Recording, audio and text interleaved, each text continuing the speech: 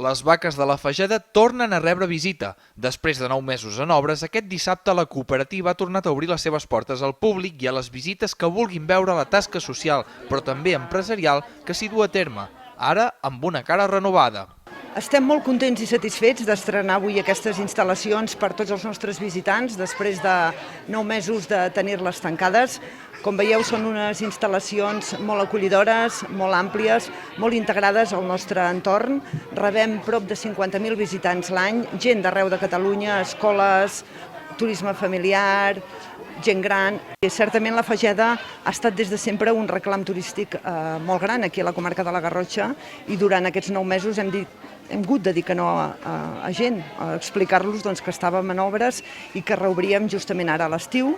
El públic ha reaccionat positivament a les noves instal·lacions. Dels visitants que s'hi han apropat aquest dissabte, alguns ja hi havien estat, d'altres era el primer cop que feien cap a la Fageda, però han quedat gratament sorpresos amb una visita que acaba en una sala de degustació on provar diversos productes de la marca. Ens ha sorprès, han millorat molt les instal·lacions, però realment és molt espectacular, sobretot ja no pel tema dels productes, sinó a nivell social de lo que s'ha creat i el que està creant i el que crearà en el dia de demà.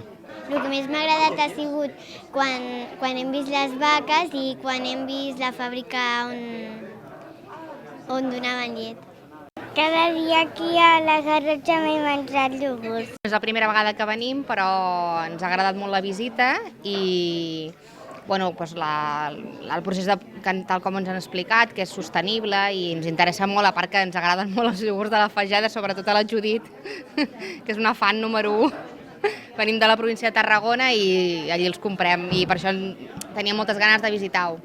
Ara la cooperativa es proposa aconseguir que també la gent de la Garrotxa s'acosti a visitar les seves instal·lacions perquè puguin conèixer què s'hi fa i quina és la realitat d'una empresa del seu entorn més proper.